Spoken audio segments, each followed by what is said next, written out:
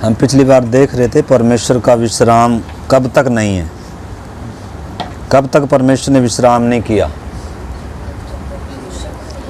या परमेश्वर कब तक विश्राम नहीं करेगा, है राकेश भाई? कब तक? जब तक व्यक्ति को तैयार नहीं करे, क्योंकि उन्होंने पूरा किया है ना। एक व्यक्ति को कब तक परमेश्वर विश्राम नहीं करेगा? सिमरन, 6 दिन तक।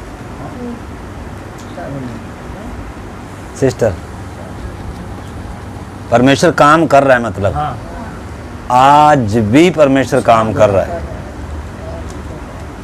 क्या काम कर रहा है?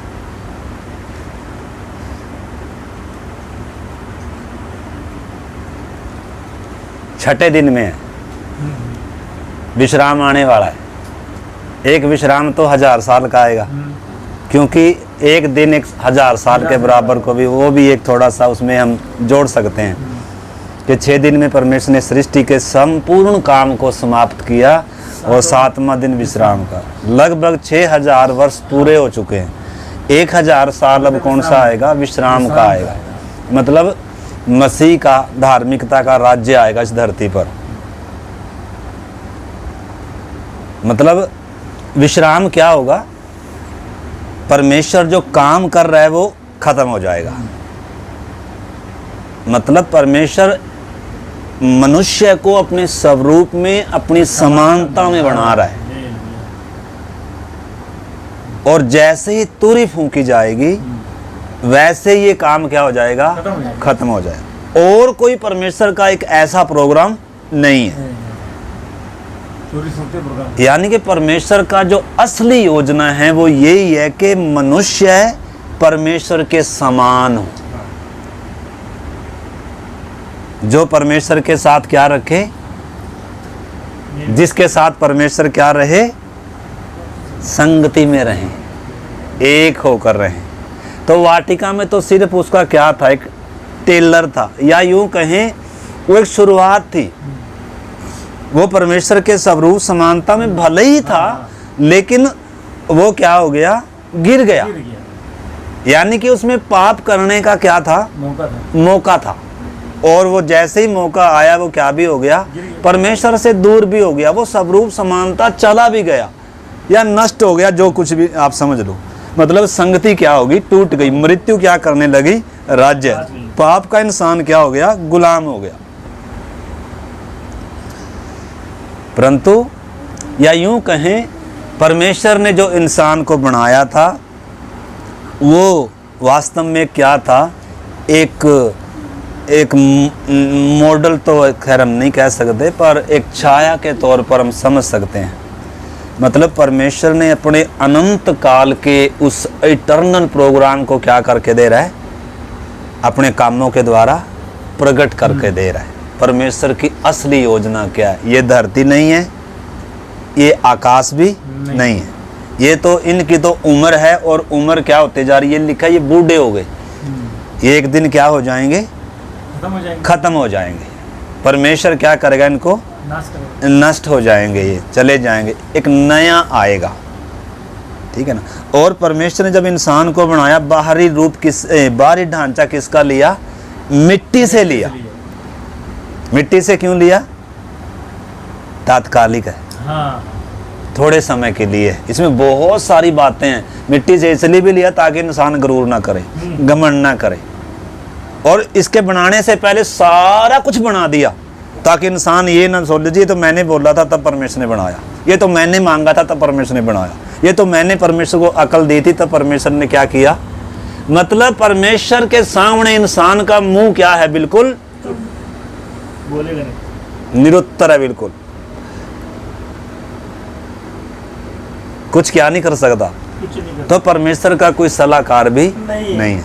देखो, परमेश्वर को जरूरत नहीं थी कि अपने स्वरूप में, अपनी समानता में एक इंसान को बनाए। थी कोई? बताओ, अधूरा था परमेश्वर। हम अधूरे हैं एक दूसरे के बिना। हम परमेश्वर के बिना भी क्या है? मरे हुए हैं। परमेश्वर में ही हमारा जीवन है। परमेश्वर से अलग होकर अनंत विनाश है, क्योंकि शरीर तो मिट्टी में मिल गया, प्राण और आत्मा क्या है, अनंत काल के लिए।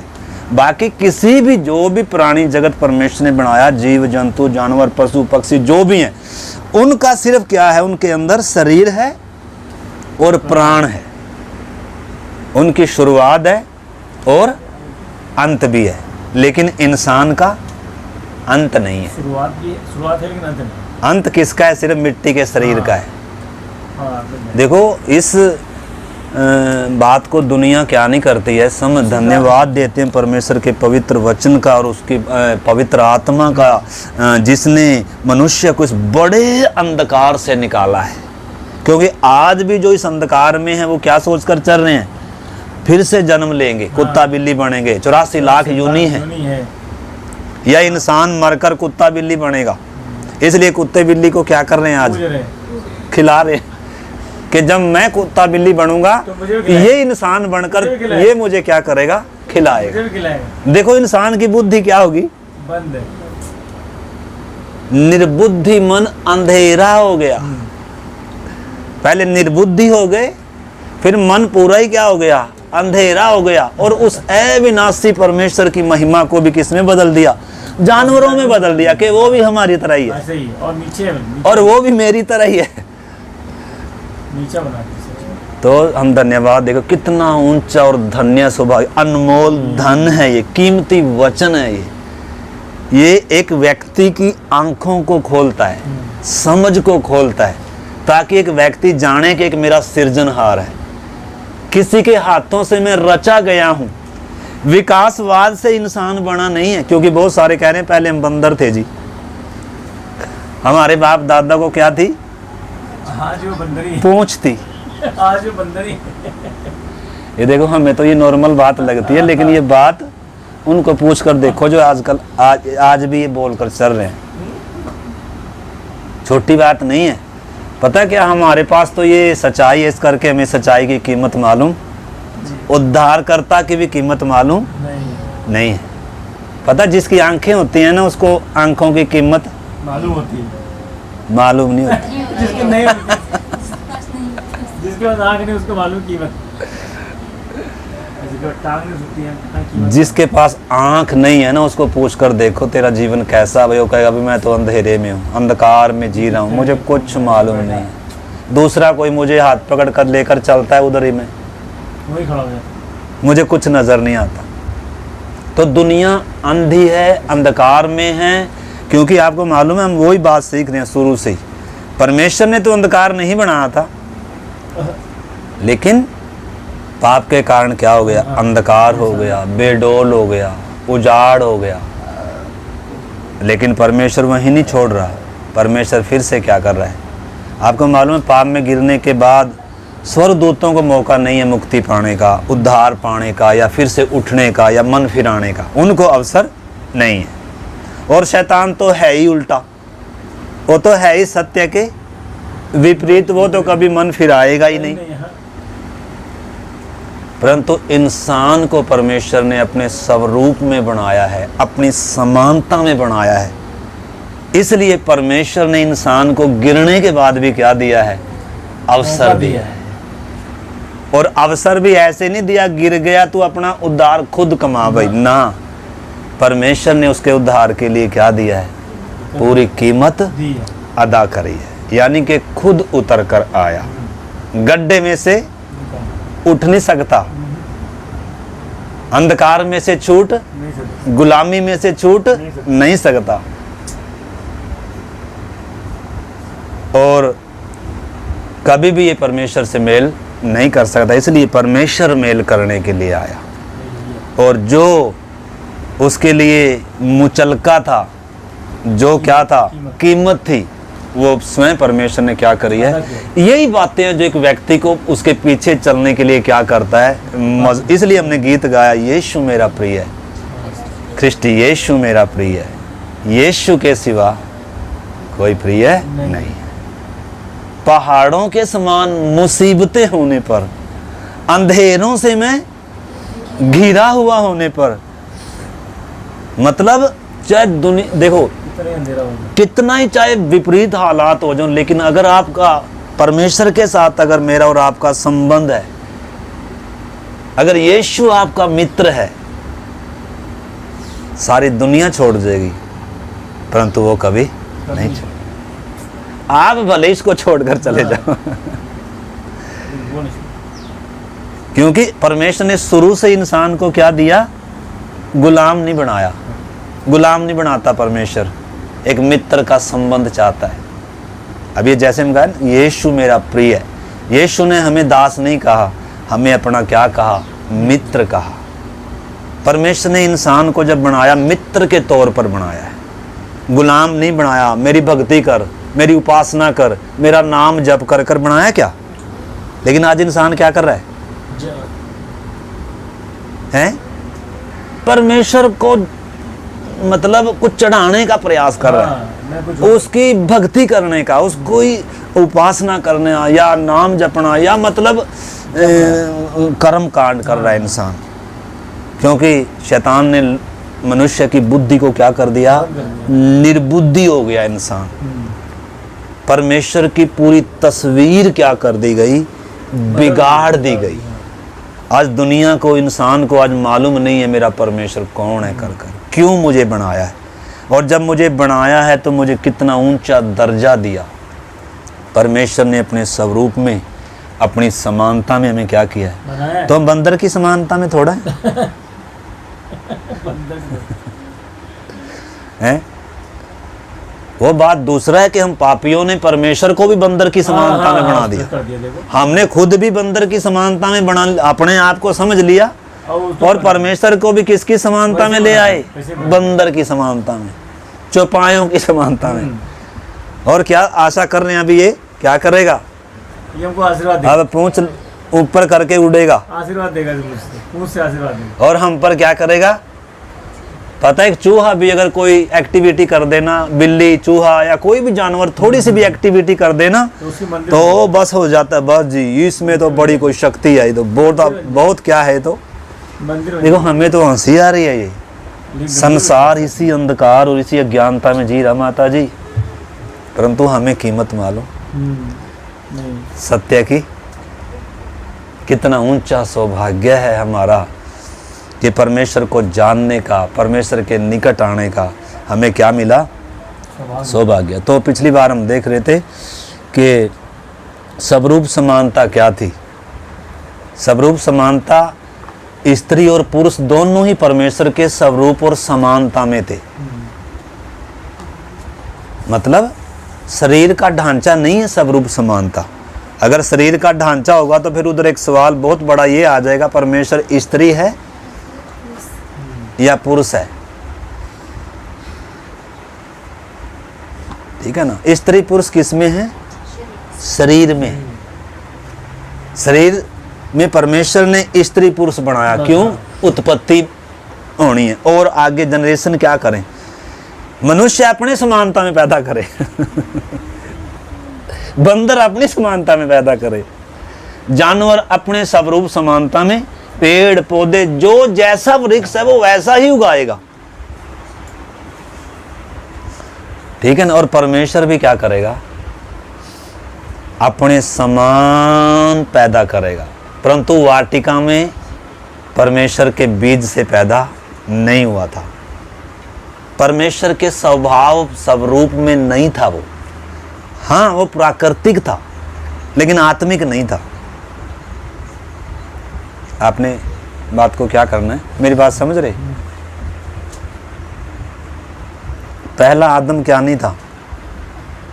आत्मिक नहीं था, प्राणिक था। लिखा इंसान जीवता प्राणी बना, पर निष्कलंक है। परमेश्वर ने उसके अंदर नैतिक समानता डाली है, उसको गुणों को डाला। जैसे परमेश्वर प्रेमी है, भला है,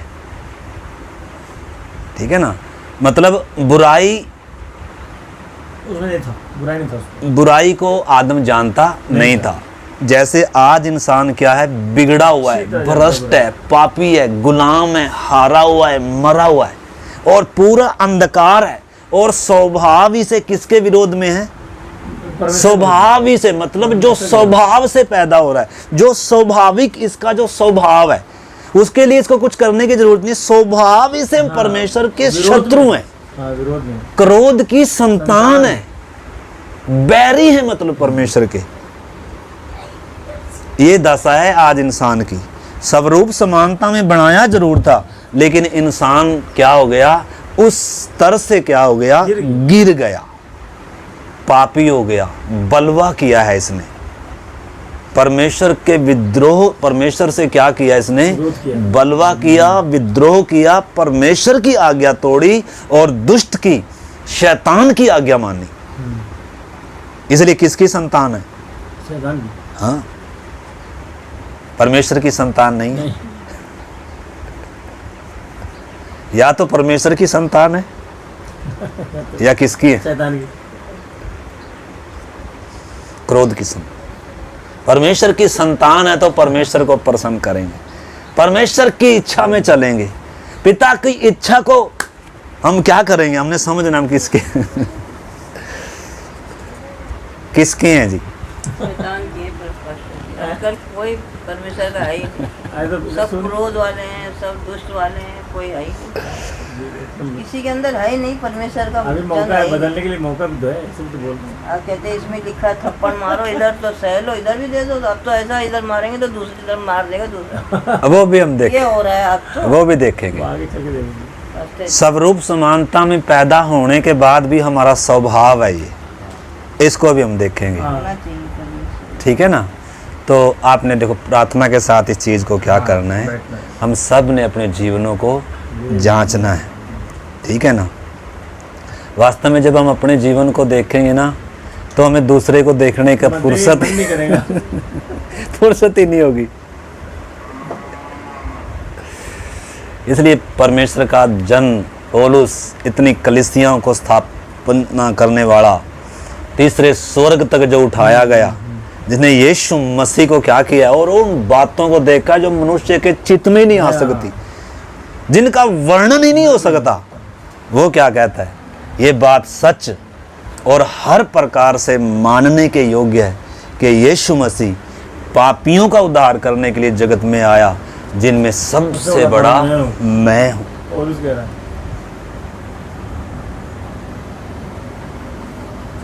जिनमें सबसे बड़ा मैं हूं। ठीक है ना? तो वो एक गहरा विषय है। तो मतलब पहले में और अब में अंतर तो देखो पक्का है, जमीन आसमान का अंतर है।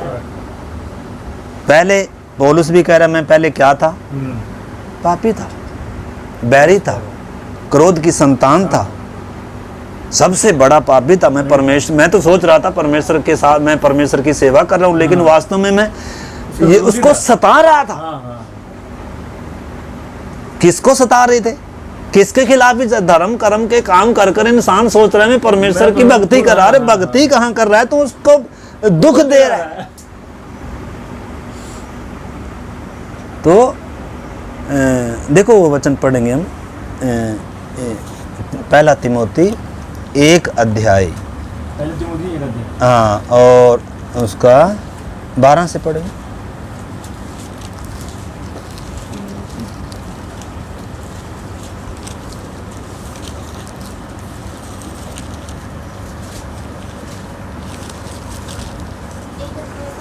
बारह से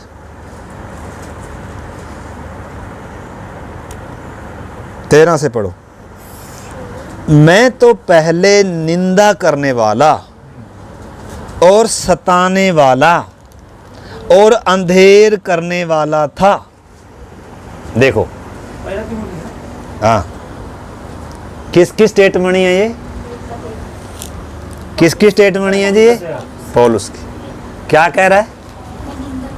मैं निंदा करने वाला, सताने वाला, अंधेर करने वाला, तो भी मुझ पर क्या हुई?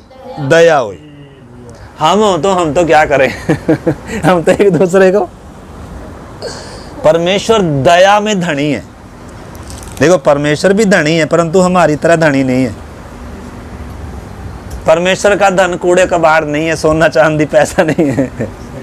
परमेश्वर का धन किसमें है? वो दया का धनी है, दया का भंडार है वो। किस पर दया करी? भगतों पर, ना सताने वालों पर, सताने वाले। निंदा करने वालों पर। हाँ, सबसे बड़े पापियों पर परमेश्वर का क्या हुआ है? यही परमेश्वर का प्यार है। और यही बात एक विवश करती है इंसान को कि अब मैं अपने लिए नहीं, बल्कि जो मुझ पापी के लिए मरा है, अब मैं उसके लिए जीऊंगा। तो ये भी पक्का है कि समर्पण गहरा होना चाहिए। एक गाल पर अगर कोई मारे तो दूसरा गाल करने के लिए क्या होना चाहिए? तैयार होना चाहिए। हालेलुया। अगर अगले ने एक बोली और मैंने दो सुनाई तो फिर तो फायदा ये नहीं। मसीह के स्वभाव के नहीं। विपरीत है। हाँ, तो उसमें भी हम जाएंगे। तो इधर पौलुस क्या कह रहा है? मैं पहले निंदा करने वाला, सताने वाला और अंधेर करने वाला था, तो भी मुझ पर दया हुई, क्योंकि मैंने अविश्वास की दशा में बिन समझे बूझे ये काम किए थे। और हमारे प्रभु का अनुग्रह उस विश्वास और प्रेम के साथ जो मसीह यीशु में है बहुतायत से हुआ। यह बात सच और हर प्रकार से मानने के योग्य है कि यीशु मसीह पापियों का उद्धार करने जगत में आया, जिनमें सबसे बड़ा मैं हूँ। परंतु आगे भी लिखा है, पर मुझ पर इसलिए दया हुई कि उस सबसे एक मिनट लिखा है, इसलिए दया हुई कि मुझ सबसे बड़े पापी में यीशु मसीह अपनी पूरी सहनशीलता दिखाए, कि जो लोग उस पर अनंत जीवन के लिए विश्वास करेंगे, उनके लिए मैं एक आदर्श बनूं। यानी कि अब पापियों के लिए मैं क्या बन गया?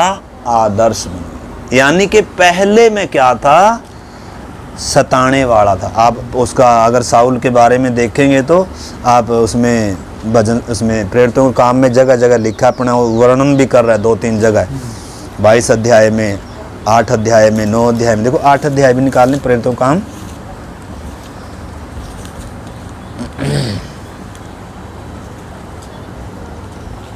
तो काम 8 अध्याय।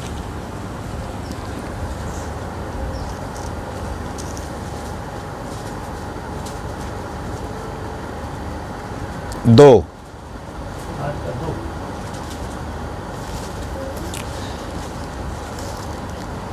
3 साउल कलीसिया को उजाड़ रहा था और घर घर घुसकर पुरुषों और स्त्रियों को घसीट कर बंदी गृह में डालता था।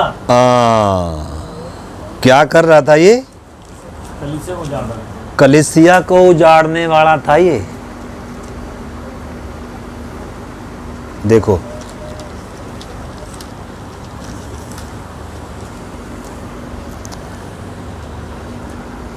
परंतु अब क्या है? यानी कि एक पहले का जीवन है, एक यीशु जब जीवन में आया उसके बाद का जीवन है। जमीन और आसमान का क्या है? अंतर है। अगर मेरे और आपके जीवन में ये अंतर आया नहीं है तो हमारा उद्धार पे फिर क्या उठता है? संदेह उठता है, सवाल उठता है। क्योंकि पहले के समान अब चल नहीं सकते हैं। पहले के समान अब चल नहीं सकते हैं। परमेश्वर के बैरी थे ना, शत्रु थे ना, अंधकार में थे ना, अंधे थे ना। मतलब पहले के समान एक पापी अब चल नहीं सकता। यीशु मसीह नया जन्म देता है, नई शुरुआत देता है, बुद्धि नहीं करता है और पूरा क्या करता है? पवित्र आत्मा के द्वारा, वचन के द्वारा, लहू के द्वारा एक पापी पूरा धोया जाता है, पवित्र किया जाता है और उसके जीवन को क्या कर दिया जाता है? बदल। पर वो पूरा जिंदगी को बदलता है। धर्म नहीं बदलता, यीशु जीवन बदलता है। और जो यीशु का शत्रु था वो यीशु का मित्र बन गया। अब वो यीशु के लिए जीता है। अगर ये नहीं आया, अगर हमारे जीवन में इतना दिन रात का, जमीन और आसमान का फर्क नहीं आया, पहले में और अब में कोई अंतर ही नहीं है। पहले भी मैं ऐसा ही चलता था और अब भी मैं ऐसा हूँ। यीशु को तो मैं मानता हूँ, यीशु पर तो विश्वास भी करता हूँ, ये बपतिस्मा भी हो सकता है मैंने लिया है, परंतु अगर जीवन में क्या नहीं है? बदलाव नहीं है। तो हमारा सवाल बहुत बड़ा हमारे उद्धार के ऊपर है। हमारा उद्धार हुआ भी है या नहीं हुआ है। ठीक है, तो इस करके हमने उस बात को क्या करना है, समझना है। तो हम अपने विषय में आते हैं। आपको मालूम है वो जो स्वरूप समानता था क्या हो गया, बिगड़ गया, या यूँ कहें नष्ट हो गया, कुछ भी समझ लो आप। क्योंकि इंसान क्या हो गया, पापी हो गया, अंधकार बेडोल हो गया। परंतु क्या परमेश्वर की योजना इंसान पाप करके ख़त्म कर सकता है?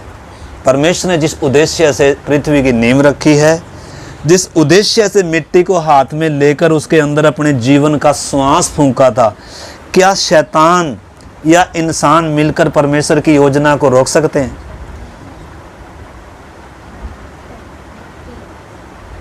क्या परमेश्वर सर्व ज्ञान में पहले से जानता था कि इंसान ऐसा करेगा? हाँ, परमेश्वर जानता था कि ऐसा करेगा। फिर परमेश्वर ने इंसान को बनाना चाहिए था। देखो, जब परमेश्वर के प्यार को हम समझेंगे ना, हालेलुया। जब परमेश्वर की योजना को, उसने कितना गहरा प्यार किया जानते हुए भी, लिखा है परमेश्वर ने किससे प्यार किया? जगत से प्यार जगत से किया। प्यार। और जगत क्या? पापी है ना, हाँ हाँ, पापियों से प्यार किया। पापियों से। यीशु कह रहा है मैं पापियों के लिए आया, मैं भटके हुओं को ढूंढने आया, मैं बहुतों की छड़ौती के लिए अपना प्राण देने के लिए आया। ठीक है ना? तो परमेश्वर को पहले से ही मालूम था कि इंसान क्या करेगा, पाप करेगा। फिर बनाना चाहिए था परमेश्वर को इंसान को? नहीं बनाना चाहिए था ना। हम नहीं बनाएंगे। अगर हमें पता चल जाए ना ये व्यक्ति मेरे खिलाफ चलेगा, हम तो कभी उसको परमेश्वर में और हमारे में देखो अंतर क्या स्वभाव है। है ना, इंसान का स्वभाव ऐसे ही है। लेकिन परमेश्वर की योजना है कि मैं इंसान को भी अपने समान ही बनाऊंगा। हाँ,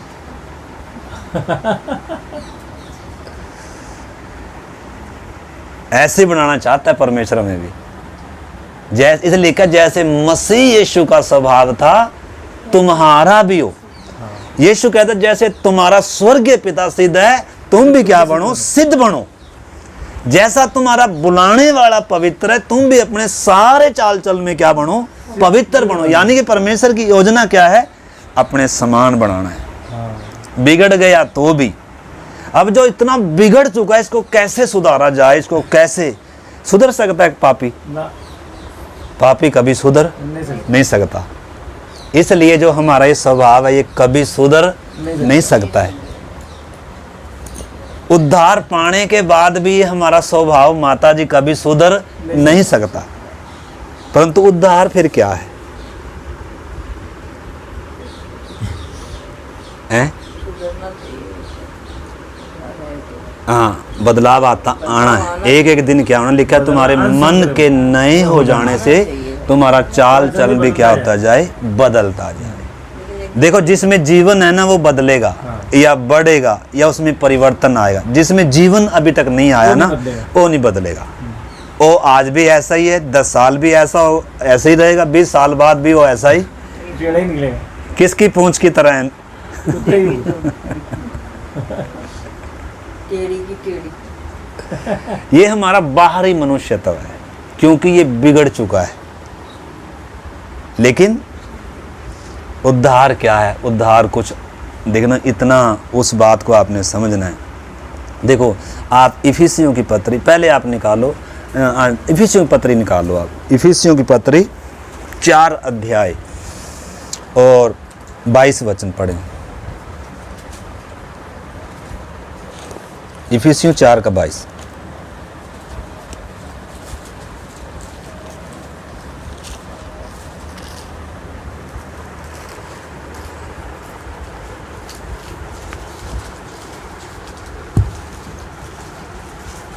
पिछले चाल चलन के पुराने मनुष्य को जो भरमाने वाली अभिलाषाओं के अनुसार भ्रष्ट होता जाता है ताड़ डालो। हाँ, इसमें लिखा है कि तुम पिछले चाल चलन के पुराने मनुष्यत्व को जो भरमाने वाली अभिलाषाओं के अनुसार भ्रष्ट होता जाता है उतार डालो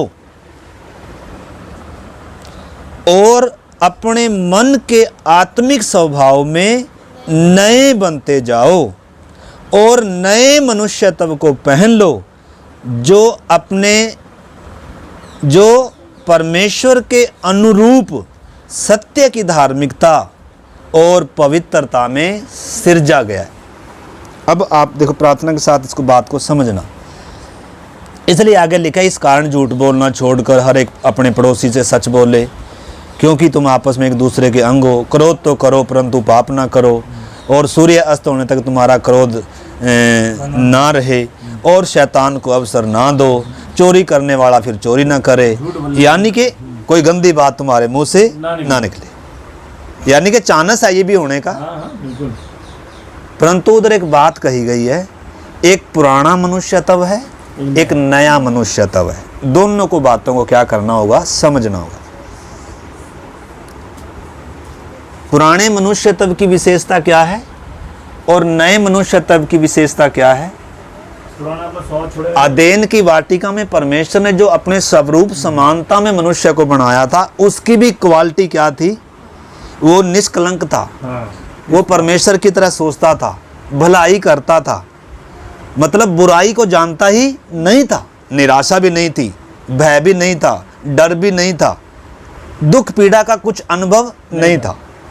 निष्कलंक था। विवेक मतलब उसको कोई दोष नहीं देता था। निष्कलंक था। नंगे तो लिखा फिर भी छुपाने के लिए कुछ नहीं था, मतलब निष्कलंक है। जैसे बच्चा निष्कलंक होता है, ऐसे निष्कलंक मन के थे, बुराई को जानते भी नहीं थे। लेकिन पाप ने क्या कर दिया? पूरा बिगाड़ दिया। और हम उस बिगड़े हुए मनुष्य की क्या हैं? संतान है। यानी कि उसने अपने स्वरूप समानता में हमें क्या किया है? बनाया या उत्पन्न किया। किसने? आदम ने। आदम की संतान। लिखा पहले आदम के द्वारा क्या आया? पाप जगत में आया। पाप के द्वारा क्या आई? मौत आई। और हम सब किसकी संतान है? सारी मानव जाति किसकी संतान है? उस गिरे हुए आदम की संतान है, जिसने शैतान की बातों को स्वीकार किया, जिसने परमेश्वर की आज्ञा को तोड़ा। तो हम जन्म ही से हमारा जो स्वरूप समानता था क्या है? वो बिगड़ा हुआ है। स्वभाव ही से हम क्या हैं? पापी हैं। परंतु परमेश्वर ने, आपको मालूम है, अब की बार जो एक पापी के अंदर जो कार्य किया है, वो क्या किया है? परमेश्वर ने क्या किया? जैसे अदेन की वाटिका में बनाया था, अब वो स्वरूप समानता नहीं, बल्कि उससे भी उच्च कोटि का स्वरूप समानता है। यानी कि परमेश्वर के बीज से, वचन से और पवित्र आत्मा से अंदर क्या आया है? एक नया मनुष्यत्व पैदा हुआ है। अदेन की वाटिका में परमेश्वर से उत्पन्न नहीं हुआ था इंसान, लेकिन अब परमेश्वर से उत्पन्न हुए हैं। इस चीज को हम क्या करना है? परंतु वो हमारे अंदर एक मनुष्यत्व है, और उसके अलावा हमारा बाहर का मनुष्यत्व भी जो बिगड़ा हुआ है, वो भी अभी जिंदा ही है। उसको हमने क्या किया है? हमें पुराने मनुष्यत्व को, मतलब हमने पानी की कब्र में क्या भी किया है? उतार भी डाला है। लेकिन वो सिर्फ एक प्रक्रिया है। हर दिन क्या करना है? हर दिन क्या करना है? उतारना है, या हर दिन उसको क्या करना है? क्रूस पर चढ़ाना है। यानी कि वो आपके बगल में ही, आपके साथ ही, आप स्वयं ही हैं वो। और उसकी क्वालिटी क्या है? वो पाप को क्या करता है? पसंद करता है। कोई इधर मारेगा तो ये क्या करेगा? उसके दो लगाएगा। उद्धार पाया हुआ व्यक्ति है, परंतु देखो आप उसको समझना। लिखा है कि तुम पिछले चाल चलन के पुराने मनुष्यत्व को, जो भरमाने वाली अभिलाषा के अनुसार भ्रष्ट होता जाता है, उतार डालो। यानी कि ये क्या किया हुआ हमने क्या किया? पहन के रखा हुआ है। यानी कि इसमें किसको ढांप कर रखा हुआ है? नए मनुष्यत्व को ढांप के रखा हुआ है। यानी कि बाहर क्या है? गुस्सा नहीं करना ना, गुस्सा नहीं करना, मैं सिर्फ बताने के लिए। बाहर का मनुष्य तो हमारे सूर के समान है। हाँ सही। इसको गंदगी पसंद है, पुराना मार्ग पसंद है, दुश्मनी पसंद है, वैर विरोध पसंद है, लेकिन अंदर एक नई सृष्टि है। हालेलुया। अंदर कबूतर के समान एक पवित्रता में सिरजा गया है।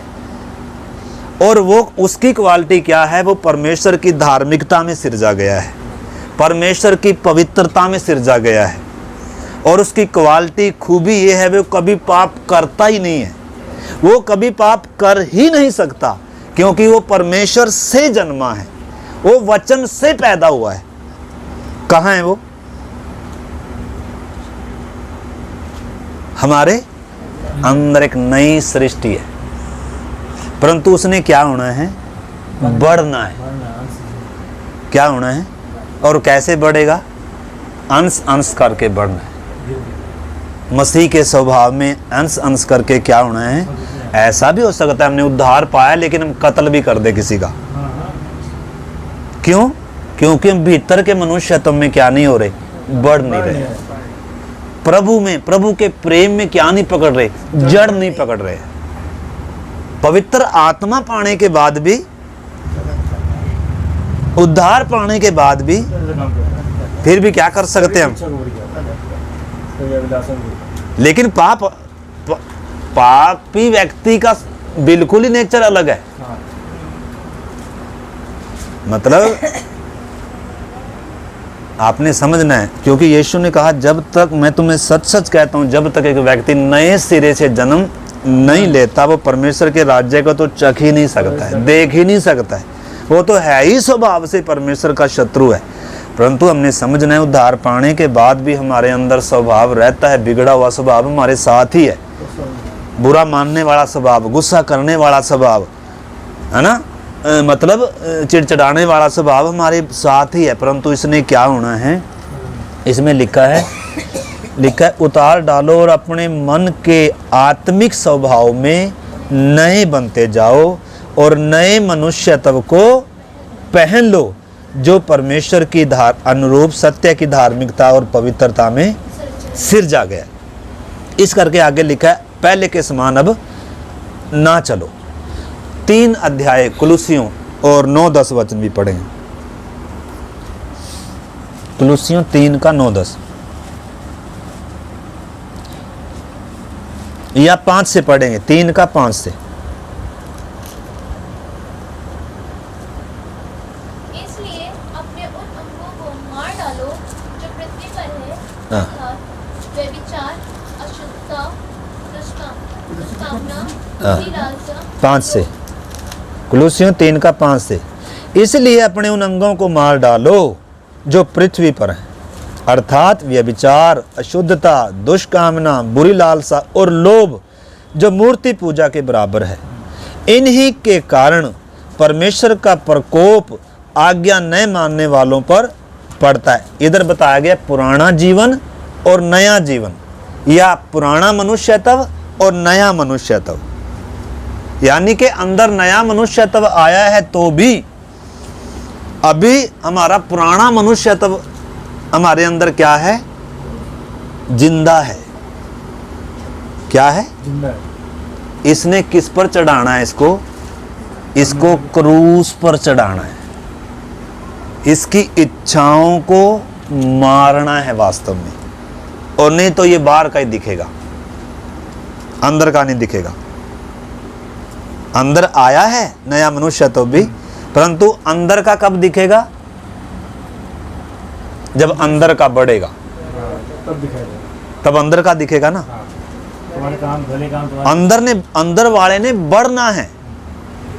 एक एक दिन नया होने का मतलब है, एक एक दिन नया होने का मतलब है एक एक दिन बढ़ता जाए। जैसे बच्चा बढ़ता जाता है ऐसे ही हमारे अंदर मतलब वो क्या होता जाना है, वो भीतर का मनुष्यत्व क्या होना है? बढ़ते जाना है, बढ़ते जाना है। हमारा पापी स्वभाव बदलता नहीं है, पापी स्वभाव कभी भी नहीं बदलेगा। परंतु होता क्या है, हमारा जो भीतर का मनुष्यत्व वो बढ़ता जाता है, बढ़ता जाता है, और बाहरी मनुष्यत्व पर क्या कर लेता है? कब्जा कर लेता है, नियंत्रण में ले लेता है। इसको क्रूस पर चढ़ा देता है, फिर इसकी इच्छाओं को, अभिलाषाओं को। फिर अगर कोई इधर मारेगा तो मतलब अगर भीतर का मनुष्य तो बलवंत है तो फिर ये इधर कर सकता है आराम से, परंतु अगर भीतर का मनुष्य तब कमजोर है तो फिर ये होगा देगा वो भी नहीं। तुम्हारे गिरे जाते। ऐसे तो फिर हमें जिन्होंने उद्धार पाया उनके उद्धार पर फिर क्या हो जाए, फिर यीशु क्यों मरा? यानी कि हम उद्धार पाने के बाद उसका मतलब ये नहीं है हमारा जीवन पूरा क्या हो जाएगा, पूरा एकदम हम स्वर्गदूत हो जाएंगे, कोई गलती कोई हमारे से कोई होगी नहीं ना। इधर लिखा है ना, एक पुराने मनुष्य तब का उसका नेचर है, वो क्या करेगा, वो पाप पसंद करता है। जैसे सूअर क्या करता है, कीचड़ पसंद कर, ऐसे ही हमारा बाहरी मनुष्य तब, क्योंकि पुराना इसने आनंद लिया है ना पाप का, इसने पाप में जिया है, ये पाप में रहा है ये, और वो ही बातें क्या करता है, ये पसंद करता है। लेकिन भीतर का मनुष्य तब किसको पसंद करता है? संगति को, वचन को, प्रार्थना को, परमेश्वर। ये कभी पाप नहीं करता। अगर बाहरी मनुष्य तब ने पाप कर दिया तो ये बाहर अंदर का भीतर का मनुष्य तब क्या नहीं करता है, उसके साथ सहयोग, ये कायल करता रहेगा, तूने गलती की है, तूने क्या किया है। और जब तक ये गलती से शुद्ध नहीं हो जाएगा तब तक अंदर का मनुष्य तब विवेक और पवित्र आत्मा और जो वचन इसके हृदय में है उस व्यक्ति को चैन से रहने नहीं देगा। ये है उद्धार पाए व्यक्ति के अंदर माता जी फर्क। अगर गलती करने के बाद भी मन कठोर है, अगर गलती करने के बाद भी मतलब एहसास नहीं है कि मेरे से गलती हो गई है, तो फिर क्या है, फिर या तो उद्धार हुआ नहीं है और या फिर पाप ने मन क्या कर दिया, कठोर कर दिया। ठीक है, तो इस करके हमने इन बातों को भी क्या करना होगा, समझना होगा। तो आदम जब परमेश्वर ने अपने स्वरूप समानता में बनाया वो पाप में गिर गया, लेकिन अभी जो पापी के अंदर परमेश्वर ने एक नया मनुष्य तब उत्पन्न किया है, वो है वास्तव में परमेश्वर के स्वरूप में, परमेश्वर की समानता में, परमेश्वर की धार्मिकता और पवित्रता में वो क्या किया गया है, सिरजा गया। और उसकी खूबी है वो कभी क्या नहीं करता, पाप नहीं करता। देखो पहला यूहन्ना 3:9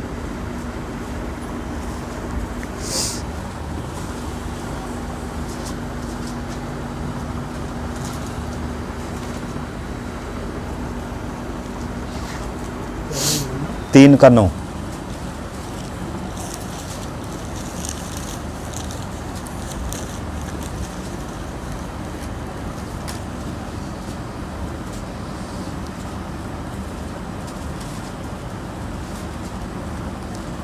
पढ़े कोई 3:9, क्योंकि उसका बीज उसमें बना रहता है। 8 से पढ़े।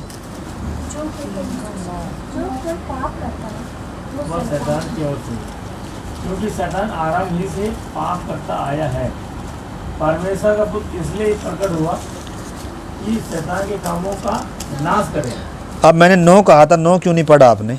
जो कोई 9 से मैंने 9 कहा था ना, फिर 8 बोला आपने। फिर 8 तो तब कहा जब आपने 9 नहीं पढ़ा, आपने 20 से पढ़ा ना। जो कोई परमेश्वर से जन्मा है वह पाप नहीं करता। मैंने वो दूसरा वचन निकाला था, इसलिए मैंने बोला आप खुद पढ़ के निकाल देंगे, लेकिन आपने बीच में से पढ़ा ना, तो इसलिए मैंने बोला शायद 8 में होगा।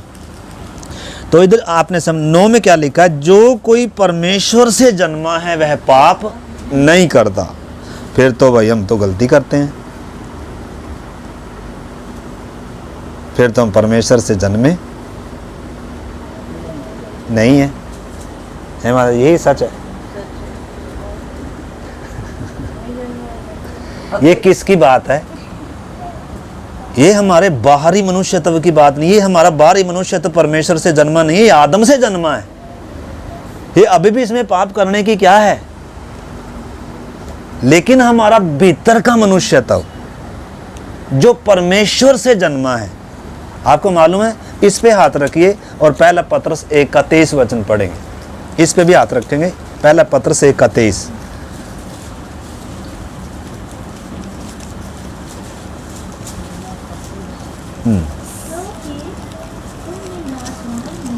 क्योंकि तुमने नासवान नहीं पर अविनाशी बीज, हाँ बीज से परमेश्वर के जीवते और सदा ठहरने वाले वचन के द्वारा नया जन्म पाया है।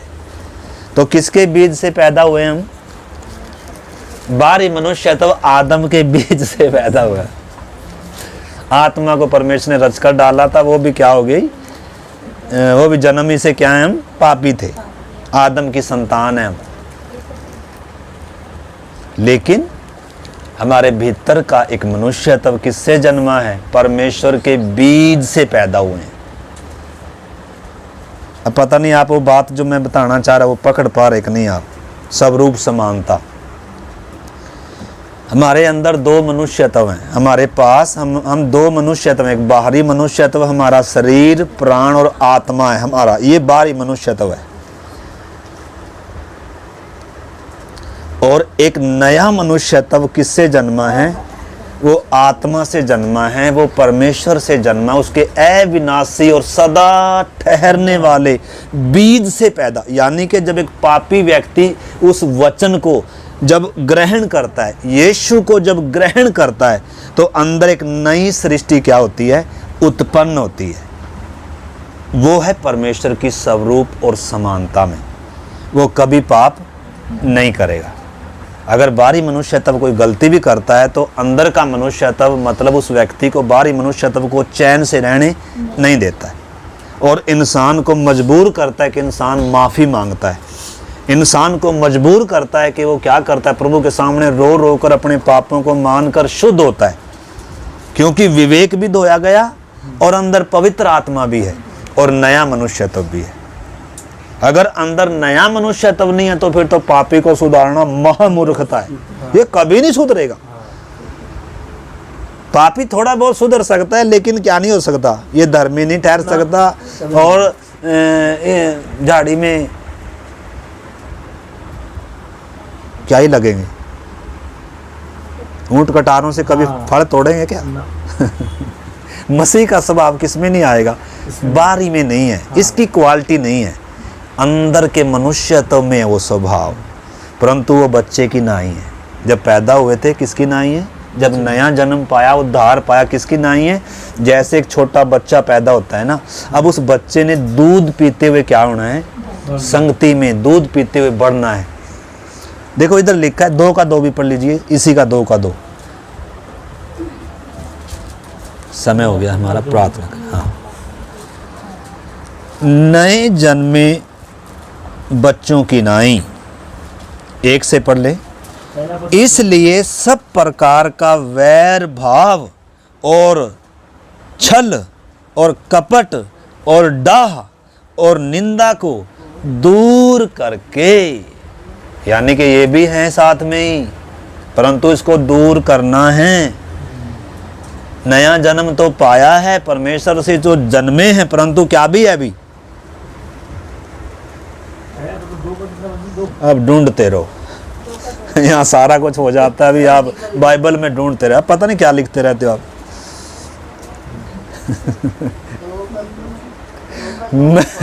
मैं पहुंच गया, ऋषिकेश भी अभी यहीं खड़े हैं। लिखने वाले पता नहीं क्या लिख रहे हैं, पढ़ो ना। अब भाई उनको प्रचार करना है, क्या करें, उन्होंने तो थोड़ा बहुत बताना भी दूसरों को। नहीं लिखना ही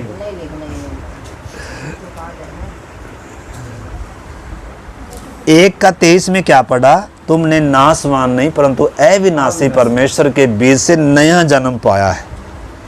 अंदर एक नया मनुष्यत्व आया है जो परमेश्वर की धार्मिकता पवित्रता में सिरजा गया है। ठीक है ना? इसलिए लिखा है सब प्रकार के वैर भाव और बढ़ती और छल को, कपट को, डाह को दूर कर कर, निंदा को दूर कर कर नए जन्मे बच्चों की नाई किसकी लालसा करो? आत्मिक दूध की। और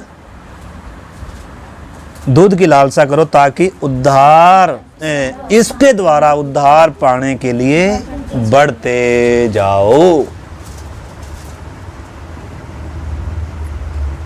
तो उद्धार पा भी लिया है, माता जी उद्धार पाते भी जा रहे हैं और उद्धार पाएंगे भी। उद्धार को हमने क्या करना है, समझना है। उद्धार पाया है, उद्धार पाया का मतलब है पाप से छुटकारा हुआ है, लेकिन पापी स्वभाव अभी भी, बिगड़ा हुआ स्वभाव अभी भी है। ये आगे आएगा हमेशा अगर भीतर का मनुष्य तब क्या नहीं हुआ, बड़ा नहीं है, अपने आपे का इनकार नहीं किया, अपनी सलीब नहीं उठाई, अपनी इच्छाओं को अगर मारते नहीं है, तो फिर बाहरी मनुष्य तो बढ़ता जाएगा, फिर ये बाहरी नजर आएगा और एक दिन भीतर का सुंगड़ता सुंगड़ता सुंगड़ता सुंगड़ता हो जाएगा। बच्चे को अगर खाना ही नहीं देंगे तो, परमेश्वर के साथ संगति ही नहीं होगी तो उसकी, वो किससे प्रसन्न होता है? भारी जितना जरूरी आपको बाहरी को सोना उतने ही खाना, उतना ही जरूरी अंदर के को क्या चाहिए? निर्मल और आत्मिक दूध है शुरू में आपके लिए ही। अगर ये नहीं करेंगे तो माता जी फिर तो बड़े नहीं बाहर कहीं दिखेगा।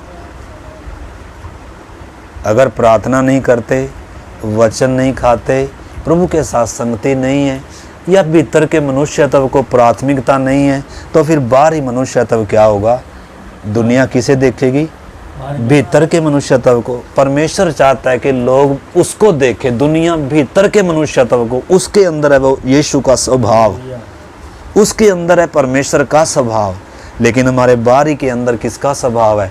आदम का गिरा हुआ स्वभाव है, बिगड़ा हुआ स्वभाव है। इसलिए वचन बार बार कहता है कि तुम क्या करो, भीतर के मनुष्यत्व पर जोर दो, प्रार्थना के जीवन पर जोर दो, वचन खाओ, दूध पियो वचन का, और तब क्या होते जाओगे? बढ़ते जाओगे। ठीक है ना। वो हमने छोड़ दिया वो कुलुसियों, देखो कुलुसियों एक बार फिर से निकाल लेंगे, फिर प्रार्थना करेंगे। कुलुसियों 3 अध्याय में पढ़ रहे थे ना, अपने उन अंगों को मार डालो जो पृथ्वी पर है, और उसमें आगे लिखा है 8 से, अब तुम लिखा है 7 से, और तुम भी जब इन बुराइयों में जीवन बिताते थे तो इन्हीं के अनुसार चलते थे। यानी कि एक पहला समय था और अब एक समय अब है। यानी कि मसीह में आने के बाद और मसीह के पहले आपका जीवन में जमीन और आसमान का क्या है? अंतर है। पहले हम इनमें जीवन व्यतीत करते थे, पहले स्वभाव से परमेश्वर के बैरी थे, परंतु अब क्या हैं? परमेश्वर के पुत्र हैं। ठीक है ना। लिखा है पहले हम इसमें जीवन व्यतीत करते थे और इन्हीं के अनुसार चलते थे, परंतु अब तुम भी इन सब को, अर्थात क्रोध, रोष, वैर भाव, निंदा, मुंह से गालियां बकना, ये सब बातें छोड़ दो। यानी कि हमने कुछ छोड़ना है। हर दिन हमने क्या करना है? कुछ छोड़ना है। पुराने स्वभाव को मारना है, इसकी इच्छाओं को मारना है, और भीतर के मनुष्य तब की जरूरतों को पूरा करना है, संगति देना है, इसको प्रार्थना में जीवन व्यतीत करना है। अगर हम व्यक्तिगत, हम पता है हम ज़्यादातर विश्वासी संडे को संगति करते हैं, व्यक्तिगत कोई प्रभु के साथ कोई संगति नहीं है, कोई वचन का, कोई प्रार्थना का कोई जीवन नहीं है। तो यहाँ थोड़ा बदलेंगे हम। अगर आप व्यक्तिगत प्रभु के साथ प्रार्थना नहीं करते, प्रार्थना का जीवन नहीं है, परमेश्वर से प्रेम नहीं है, बाहरी मनुष्य तब की इच्छाओं को मारते नहीं हैं, बलि नहीं करते अपनी देह को, लिखा है अपने मन के नए हो जाने से तुम्हारा चाल चलन बदलता जाए। अब पहले के समान एक एक दिन बदलना है, और देह को लिखा है पवित्र, जीवित और भावता हुआ बलिदान कर कर चढ़ाना है। अब हमारे सामने एक लड़ाई है हर दिन। अगर हम भीतर के मनुष्य तब को निरंतर भोजन देंगे, संगति, प्रार्थना, और उसमें रहेंगे, तो हम बाहरी मनुष्य तब को वश में क्या कर सकते हैं? कंट्रोल में। मतलब हम एक जयवंत जीवन जीने की आशा है पूरी, प्रभु देने के लिए आया है। लिखा है ये सब छोड़ दो, एक दूसरे से झूठ मत बोलो, क्योंकि तुमने पुराने मनुष्यत्व को उसके कामों समेत उतार डाला है और नए मनुष्यत्व को पहन लिया है, जो अपने सृजनहार के स्वरूप के अनुसार ज्ञान प्राप्त करने के लिए नया बनता अर्थात बढ़ता जाता है। तो एक ने एक बढ़ेगा माताजी तभी दूसरा क्या होगा ना, एक घटेगा तभी दूसरा क्या होगा, बढ़ेगा। तो घटना किसने है, हमारे बाहरी मनुष्यत्व ने। पहले ज्यादा समय किस में बिताते थे, पूरा बाहरी मनुष्यत्व के अनुसार ही तो चलते थे हम, भीतर का जीवन था ही नहीं। अब एक भीतर का जीवन भी तो है आपका। अगर भीतर के जीवन के लिए आप समय खर्च नहीं करते हैं, प्रभु के साथ प्रार्थना का संबंध नहीं है, वचन नहीं खाते हैं, भोजन नहीं करते हैं, आत्मा में बल नहीं पाते हैं, तो फिर कैसे बढ़ेंगे बताओ। मसीह के स्वभाव में बढ़ने का और कोई हमें कोई घोल कर पिलाया जाएगा कुछ? बोलो हमें से कोई मतलब नहीं है, फटाफट जय मसीह की करो, आमीन करो और चलो हम पढ़ने काम पर चले, बस अगले संडे फिर बैठेंगे। ये नहीं है मसीह जीवन। सारी उम्र नहीं बदलेंगे हम, 70 जन्म लेने के बाद भी अगर यही इसी प्रोसीजर पर चलते रहेंगे तो भी नहीं कभी बदलेंगे। संगति बदलती है, संगति बदलती है, परमेश्वर की संगति, परमेश्वर की उपस्थिति में बदले जाते हैं। प्रभु बदलता है एक व्यक्ति को, जब उसके साथ क्या बिताएंगे, और उसके साथ समय नहीं बिताते बदलेंगे क्या? अगले सप्ताह ऐसे ही होंगे हम, अगले सप्ताह ऐसे ही होंगे।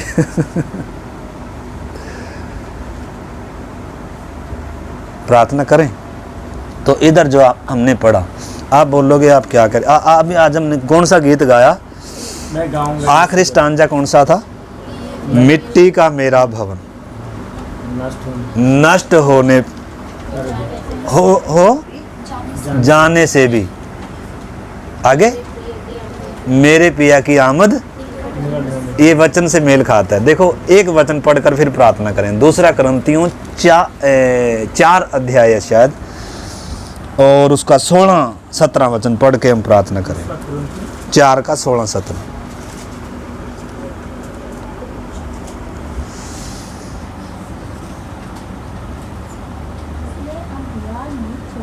इसलिए हम हियाब नहीं छोड़ते, यद्यपि हमारा बाहरी मनुष्य तब इसने नष्ट होना है। देखो अगर इसकी इच्छाओं को नहीं मारते, इसको क्रूस पर नहीं चढ़ाते, इसको मीठा मीठा पराठा खिलाते हैं। सुबह इसको क्या खिलाया और कितने घंटे सुलाया इसको इसको कितने घंटे सुला? किसकी चिंता है हमें? इसकी चिंता है, इसकी शरीर की। इसको चमका रहे, खूब चमका रहे, इसको एडियां रगड़ रहे, इसके मुंह को रगड़ रहे, इसको बहुत खिला रहे, सुला रहे। अरे किसको? मिट्टी को, सुअर को। हाँ, किसकी चिंता में पड़े हैं? शरीर पर मन लगाना तो परमेश्वर से बैर है। अरे आत्मा पर वो है कीमती चीज। सुअर पर मन लगाना तो क्या है? अरे भाई सुअर कभी नहीं सुधरेगा, ये फिर से किधर जाएगा? उधर ही जाएगा। अभी उठने के बाद फिर से किधर जाएगा? लेकिन भीतर के मनुष्य तब में बल पाना है। और वो कैसे पाएंगे? जब ये घटेगा तभी वो बढ़ेगा। इसका सोने का समय कम होगा तभी तो प्रार्थना का समय करोगे आप। अब सोने का समय कम होया हमारा उद्धार पाने के बाद, बढ़ गया उल्टा। इसमें कितना समय बिताते हैं मोबाइल में, खाने में ज्यादा टेस्ट लेते हैं आप। ये वचन में तो हमें मैं फटाफट प्रार्थना कर दो, क्योंकि टेस्ट नहीं है। यहाँ तक नाक तक भरा हुआ है, खट्टी डकारे आ रही है। ये बैठे हुए वैसे क्या करे, बैठना पड़ जाए यहाँ। अगर नहीं तो बोल लेंगे तो बोल लेंगे, तो आत्मिक नहीं है। हाँ, ज्यादातर हमारे अंदर वचन की कोई भूख ही नहीं है भाई। अरे यहाँ नाक तक खट्टी डकार आ रही है, पेट ऐसे हो रहा है। और जब खाने की बारी आएगी, ओए होए 4 भी, ओए होए उंगलियां चाटेंगे। अरे इसमें क्यों नहीं उंगली चटती? इसका टेस्ट कहाँ गया फिर? हम किस में मजे ले रहे? शरीर में। शरीर में सोने में क्या मजे आ रहे हैं। भीतर का मनुष्य तब क्रूस पर चढ़ा रखा। क्रूस पर किसको चढ़ाना है? बाहर के मनुष्य तब को। हालेलुया। लेकिन क्रूस पर किसको चढ़ा रखा? अब बाहर का दिख रहा है, क्योंकि ये इसको भोजन खिला रहे पूरा, इसलिए बाहर का ही दिख रहा है। इसको क्रूस पर चढ़ाओ, अंदर का दिखेगा। हालेलुया। इसको भूखा रखो, उपवास करो। उपवास रखते हैं हम। उपवास के दिन है इन दिनों प्रभु के चरणों में बैठने के आंसुओं के साथ, अगर परमेश्वर के साथ नजदीकीपन नहीं है, उससे सहायता नहीं मांगते, उसके सामने गिड़गिड़ाते नहीं है, उसके सामने रोते नहीं है, उपवास के साथ विनती निवेदन नहीं उसके सामने, उससे सहायता नहीं मांगते हैं, उसमें बढ़ते नहीं है, उसको प्रिय नहीं जानते, वो हमारे लिए आनंद का विषय नहीं है। तो फिर तो कभी आप वर्क का ही पाड़ दो, पेज ही पाड़ दो कि आप, हम, मैं और आप किसी दिन क्या हो जाएंगे। कोई जादू मंत्र होगा या पास्टर गोल के कोई क्या करेगा, गिलास में कोई इस पेज को फाड़ कर पिलाएगा और हम एक दिन क्या हो जाएंगे, बदल जाएंगे। नो नो, ऐसा कोई निश्चय है कि एक दिन प्रभु एक आंख की पलक के साथ हमें बदल देगा। परंतु किन को बदलेगा? जो अंदर से बदले, जो अंदर से बड़े हैं, जो प्रभु के साथ चलते हैं, जिनका प्रभु के साथ कोई संबंध ही नहीं है, जिनको नींद ही प्यारी है, जिनको खाना ही प्यारा है, जिन्होंने अभी तक खाने के लिए, परमेश्वर का राज्य खाना पीना नहीं है, क्या है? मेल मिलाप है। मेल मिलाप किसी से? 70 से हमारी बैर दुश्मनी है, बैर विरोध 70 से है। हाँ। उससे भी नफरत, उससे भी नफरत, उससे भी बैर विरोध, उससे भी बैर विरोध। मेल मिलाप की अंदर आत्मा नहीं है। मेल मिलाप का मन लिखा है उस पवित्रता के खोजी हो, उस मेल मिलाप और उस पवित्रता के खोजी हो जिसके बिना कदाचित कोई परमेश्वर को देखेगा भी। पुराने मनुष्य तब को हमने हर दिन क्या करना होगा? छोड़ना होगा, क्रूस पर चढ़ाना होगा, इसकी नींद कम करनी होगी, प्रभु के चरणों में समय बिताना होगा, इस वचन का भोजन करना होगा। और इफिसियों 3:16 कहता है उसकी आत्मा के द्वारा अपने भीतर के मनुष्यत्व में बलवंत होना होगा, अपने भीतर के मनुष्यत्व में। तो इधर क्या लिखा है हमने पढ़ा है, ये पढ़ लो और प्रार्थना। 4:16 पढ़ा ना हमने, एक बार फिर पढ़े 16, 4:16 पढ़कर फिर प्रार्थना कर। 4:16 पढ़े। हम हियाव नहीं छोड़ते, हाँ जी। यद्यपि हमारा बाहरी मनुष्यत्व नष्ट होता जाता है, तो भी हमारा भीतरी मनुष्यत्व दिन प्रतिदिन बढ़ता। इन्हीं दिनों हमारा बाहरी मनुष्यत्व बढ़ रहा है या भीतर का मनुष्यत्व बढ़ रहा है? इन दिनों प्रभु के साथ का संबंध, प्रेम, संगति बढ़ रहा है या हम बाहरी मनुष्यत्व में बलवंत होते जा रहे हैं? हम इन दिनों किस में बलवंत हो रहे हैं? ये हमने अपने जीवन को खुद क्या करना होगा माता? चेक करना होगा। मुझे भी, हम सबको क्या करना होगा? अगर हम बाहरी मनुष्यत्व पर मन लगाएंगे तो बाहरी मनुष्यत्व में बढ़ेंगे। अगर हम भीतर के मनुष्यत्व पर मन लगाएंगे तो उसका मतलब है प्रभु के साथ एक नज़दीकी संबंध में, नज़दीकीपन में क्या होते जाएंगे। 17वां वचन भी पढ़े, आप ही पढ़ें, बाकी प्रार्थना करें, सिर झुकाएं, प्रार्थना करें। 4:17 क्योंकि हमारा पल भर का हल्का सा क्लेश हमारे लिए बहुत ही महत्वपूर्ण है और अनंत महिमा उत्पन्न करता जाता है। ये हमारे लिए परमेश्वर हमारे बाहरी मनुष्यत्व को तोड़ता है कई बार, दुख के द्वारा, समस्याओं के द्वारा, और इसके लिए प्रभु ने क्रूस रखा है।